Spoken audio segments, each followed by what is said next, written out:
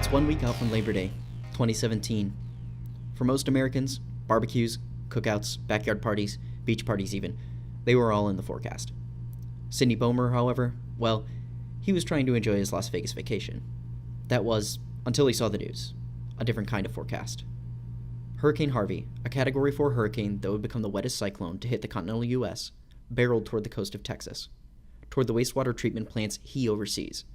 And from here, he put his preparations into motion. We notify our Tier 1, which is supervisors and senior operators, your most experienced guys. I told them, let's go ahead and top off the trucks. Let's get their gas cans filled up. Let's get those ready. Let's get our staging sites ready. Let's get our high water vehicles ready. Okay. All that kind of, and let's go ahead and order chemicals for our bleach bisulfite. Let's get all the tanks topped off, and let's get prepared. All those preparations started on Wednesday, 2 days out from landfall.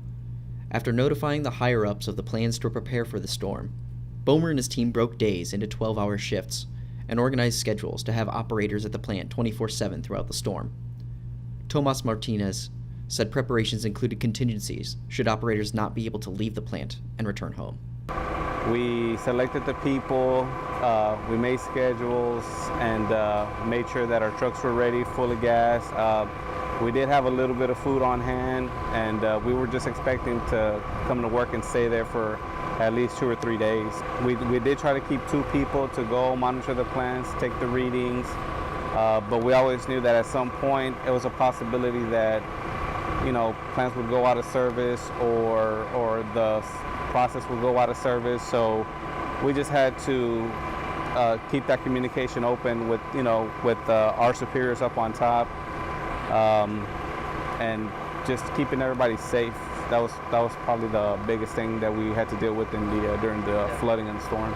We didn't know to what extent this rain was going to be. I mean, how much rain it was actually going to be. We were expecting, you know, power outages and some flooding, but when we actually went out there and seen the amount of flooding,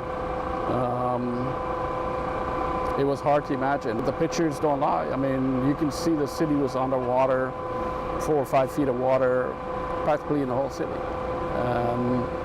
Where we are today from a month ago, it says a lot about the folks here in Houston.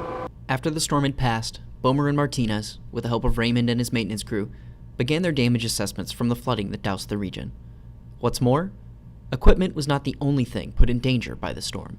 So we could at least we can get them out so we can get them some food, because they hadn't eaten a couple days. Stay tuned next week for part 2 of Hounded by Harvey.